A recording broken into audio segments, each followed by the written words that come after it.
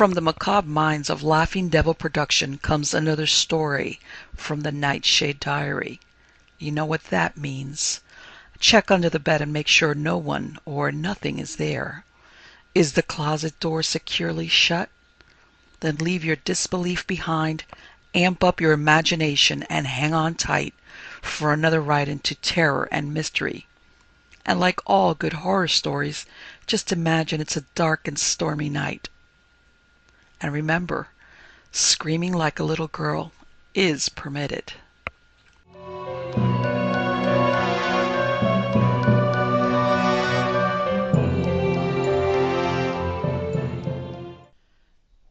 Behind the Screen by Dale Clark. Sight of the police officer at the corner roused Catlin from his delirious frenzy like a spray of cold water. He stopped short. He gasped, almost expelling the cigarette from his mouth. The lifting red haze of anger and dismay left him sober and shivering and a little stunned.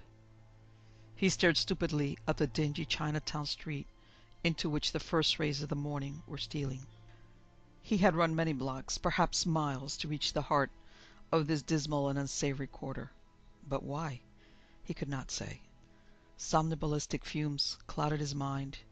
He could remember only plunging on madly and blindly, without having noticed either his direction or the breaking of day overhead. It was as if some invisible power had guided his flight. Aroused now, Catlin found his situation inexpressibly terrifying, and after a glance at the slit trouser leg where the recently shaved flesh showed a bald and chalky white, he shrank into the doorway under the sign of Lung Wei. To Catlin's surprise, the latch yielded under his fumbling hand. Inside he stood stock still, puffing hard at the cigarette and staring warily about the shop. A melancholy light, leaking through the small, dust-coated window, quickly melted and died in the pervading murky gloom. But a faint and nebulous glow spread from an oriental screen stretched across the rear of the long, narrow, low room. The screen was of some translucent and gauzy stuff. It had the color of silver and shimmered with a rosy iridescence as minute ripples stirred the gossamer surface. Behind the screen, a single candle burned with a wan and discouraged flame. Its dim glimmer fell in crepuscular half-tones upon a robed figure slumbering in a cane chair. That, too, was behind the gauzy curtain. Catlin wet his lips nervously. An uneasy sensation overpowered him. It was that he had been here before, but that, of course, could not be. His mind was playing tricks again. Then he smiled harshly. It was the odor he had recognized. There was in the shop a smell of dead incense, dry and musty and blended with a peculiar trail of opium. The musky taste in the air resembled that which he had often detected in his wife's room. She was a narcotic addict. It was only the odor. It could be nothing more.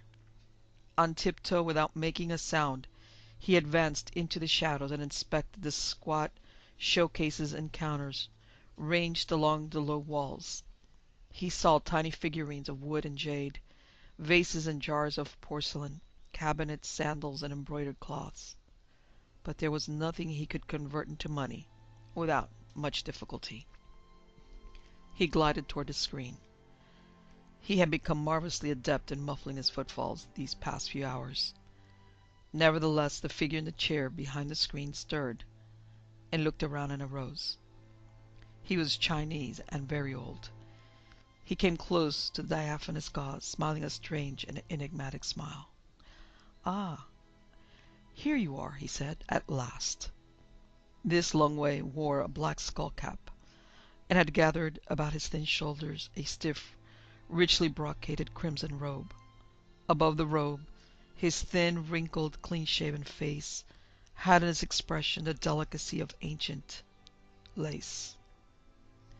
It was, in fact, an expression too delicate, too undefinable for analysis. It was bland, inscrutable, and mystic as well. Staring, Catlin forgot that he had been about to hurl himself through the screen. It struck him that there was something dimly familiar in that countenance. He might have glimpsed Lung Wei in a crowd once, or it might have been only in a dream. "Yes," he faltered, confused. "I knew you'd come," the Oriental said. He spoke without any accent, with the merest sibilant slurring of syllables. "You see, I have waited so patiently." Catlin reflected. Concealed as he stood in the shadows, and seen through the screen too, he decided that the Chinaman had mistaken him for someone else. "Well, here I am," he parried gruffly. It could be no harm, this little game. Lung Wei arched his eyebrows. "You are not afraid, young sir?" he asked softly. Catlin puffed his cigarette. "No," he said with a laugh, "not at all. Of course not."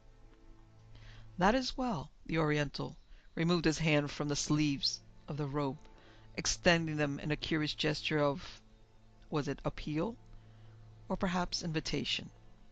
The outspread fingers looked quite as tenuous and pale as the gossamer screen itself.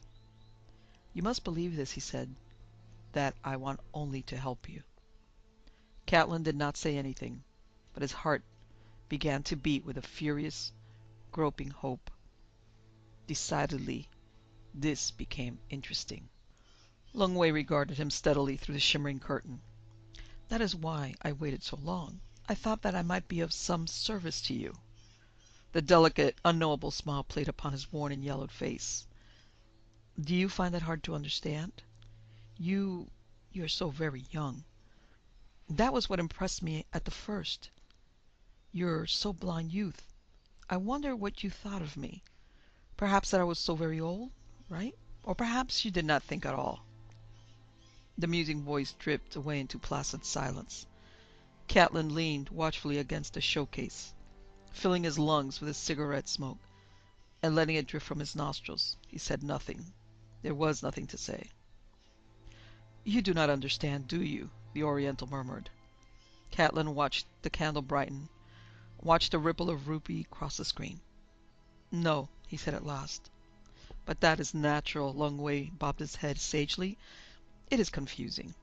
One is not exactly prepared, and then you left in such haste. You have had no time to think."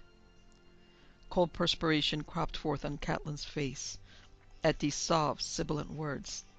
Some divining sixth sense warned him of inexplicable peril. "No," he exclaimed roughly. That is, you, both of us. Why, it's all a mistake. I'm not the man, whoever he is, you were waiting for. I came into," he hesitated, "to the wrong shop." But with his enigmatic and relentless smile, the old Chinaman said, "In that case, you had better go back, if you think I can help you when you have returned to the prison." With a strangled cry, Catlin started toward the screen. He raised his clenched fist. "So you know?" he panted. Then, and at that moment, he was about to dash aside the shimmering veil. A dazzling light burst within his disordered mind. He stopped short, and the fist dropped numbly to his side. But then he faltered. "If you knew what you said about helping me." He peered at the face of Lung Wei, serene and bland behind the gauze. "It's a trick," he said hoarsely. "A Chinese trick." Lung Wei laughed musically. It was not a laugh of amusement or of scorn. There was perhaps a note of pity in it. "You do not understand, young sir," the liquid voice said. "No," Catlin muttered. He felt strangely dizzy. That was the sheen of the candlelight flickering on the glistening gossamer, that and the smell of the dead incense crawling into his lungs and into his very blood. He began to walk to and fro in front of the curtain. Presently he said slowly, "There's one solution. This man I killed, you knew him. Is that it? He might have been your enemy. Let us say he belonged to a rival Tong. That is why you offer me your help?" He stared questioningly at the veil, but the face of the Chinaman remained impassive, like a sheet of parchment wrinkled into indecipherable lines. Catlin made an apologetic gesture, an opening and falling of his hands. "I do not expect you to commit yourself," he said hurriedly. "It does not matter. The thing is, I must get away. I need money, clothes." He looked despairingly at the slit trouser leg. I can't go far like this. It is not that, Longway said. You will have to tell me exactly what happened. Otherwise, I am sorry. There would be nothing I could do. Catlin took a long pull at the cigarette. I know what you mean, he muttered. You're afraid. You needn't be. They can't trace me here. No one has seen me since I escaped. No one at all. We are talking at cross purposes, Longway said. If you will tell me exactly how it was, then it may be I can help. I'm at your mercy, Catlin muttered. I will try to remember. It is not very clear. There are things I can recall perfectly, and other parts of it that are quite gone. Longway made again that gesture of appeal, of sympathy it might have been, with his hands outspread, the fingers like pale smoke, the palms dark shadows. It is for your good, young sir. Catlin shivered. The worst was when the priest put the peculiar oil over my eyes, and my fingers. That happened, you understand, in the cell. It was because I could not stand any more. I rolled the cigarette, and when I licked it, at the same time I dropped onto my tongue the wad of cigarette papers. He looked through the screen into the Oriental's face. The pellet tasted bitter. In your country, you know about that. You may have saturated paper or a cloth with a drug. That is the way Blossom, my wife, smuggled this stuff to me. He stood silent, thinking, watching the smoke drift upward from his lips into the dry, dead-scented air. I did not intend to kill that man, he said at last. I am a respectable man, a chemist, and I could not earn enough money for her, for Blossom, to buy that stuff. That was how she met Trent, Billy Trent. Met him in one of those dens where they smoke it. They put their heads together and told me how I could get it for them. It was Trent's gun I used. They waited outside in his automobile and I went in. They sent me in because the dealer would not know me, but I did not intend to kill him. He resumed his pacing in front of the screen. The police were continually after me, continually asking me who had been in the car. They even promised to commute the sentence to life imprisonment if I'd tell where I got the gun. That was why Blossom brought me the cigarette papers. So at the last I wouldn't lose my nerve and confess. Being doped, you see, I could go to the chair without any fear. I swallowed the wad, the whole pellet, all that she had brought me. I could feel it burning in my stomach. I wasn't used to that sort of thing. For a while I was afraid it wouldn't hold soon enough. The warden had come in. I tried to put him off, asking for a match to light the cigarette. He didn't have one. Perhaps he saw through me. I had been sitting on the edge of the bunk. I got up and went over to the washstand, to the candles. Those candles the priest was burning. I remember he said something horrified that had happened. As I straightened up from the candles, with the first puff I became all at once sick. The dose must have been a big one. I staggered. I could feel and hear the bones in my head grinding and crunching upon themselves. When I opened my eyes, I was lying on the floor. I sat up and looked around. The priest was kneeling there in front of the candles, praying. His robe made it look like he was kneeling in a pool of black water. The robe spilled around his knees. The warden was gone.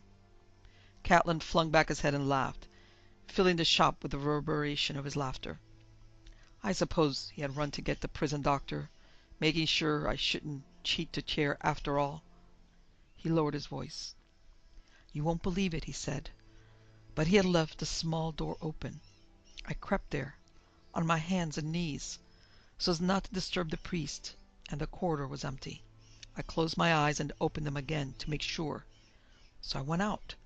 I walked down the corridor and down the stair, and so into the prison yard. You understand, all this was in the dark, before sunrise. I waited there, beside the death house wall. After a while they opened the gate to let in a car, newspaper men coming to cover the execution, and I ran out through the open gate. No one saw me. He looked fixedly at the man behind the screen of gauze. It was as simple as that, he said insistently. It was as easy as coming in here, coming into your shop. Of course, said Lung Wei. Proceed. I went straight home, Catlin muttered. I thought that the three of us, Blossom and Trent and I, could think of some safe place for me. I remember fancying how, afterward, we'd all laugh about the way that drug fooled the warden. I was quite happy about it. The Chinaman gave him a curious glance. Did you walk? He asked. Catlin became confused. I don't know, he stammered. I can't remember. The drug, you see. I suppose I took a streetcar. It is quite a long way. I suppose that is what I did. I am perfectly sure no one noticed me, however it was, the Oriental said. But it is important, young sir. Can't you think? I got there anyway, Catlin told him. I rang the bell, rang again and again, and Blossom didn't answer. I waited there on the porch, smoking, trying to think what to do next. And then a car, Trent's car, stopped out in front, and those two came up onto the porch together. His voice trembled. They were in evening clothes. They had been to some club or other. On the night I was to die, you see, it had been that way with them. They had been dancing and drinking. I smelled the liquor on them when I went up and spoke to her. The eyes of the Oriental burned with a strange eagerness. So, young sir. She did not even hear me, Catlin declared. He avoided the gaze of Lung Wei and continued wearily. They had eyes and ears only for each other. Without noticing me, they fell into each other's arms. He began to laugh shakily. Perhaps I should have killed them both. On the contrary, I was glad to escape. I was like an animal crawling away to lick its hurt in silence. Besides, would they have helped me? They would only have notified the police. Then he added almost calmly, but as they did not see me, there is no danger from that source. That is true, said Lung Wei. He appeared to reflect. His pointed yellow chin rested upon the gathered collar of the brocade robe, and his eyes were lowered. Your cigarette? He said at last. What did you say? Catlin asked. He stared at the screen, which had grown suddenly brightened, with a myriad of little colored glints flashing upon its shining surface. The candle in the background burned no better than before. The gossamer seemed to quiver and glow with a luminous life of its own. He looked down at the cigarette. The steady white wisp rose in a spiral from its end, from the little molten tip, and he had been smoking it for so long, for hours perhaps. Did I roll another? He asked in bewilderment. I don't remember that. If you will observe its odor, said the liquid Oriental voice of Lung Wei. That is not a drug, young sir. I, who am used to such things, recognize the presence of a poison. Poison? Cried Catlin in a dry sob. Then that is why. But that would mean. The words stumbled and blurred into a groan as Catlin reeled back from the thought. He stared blankly into that shimmering veil of gauze, and now it blazed up in pitiless molten brilliance. It extended to titanic proportion. It became a scroll of fire. His confused eyes beheld incandescent suns wheeling in its argent depths. He cowered in a funnel of searing light. His flesh seemed to shrivel in that glare. His breath clotted in his throat, and a fierce, whining, crackling sound thrashed and gibbered about his ears. The suns rushed past him. The curtain enfolded him and drew him into a weird spaceland where the myriad lights receded to pinpoints. The sudden darkness was more terrible than the intolerable light had been.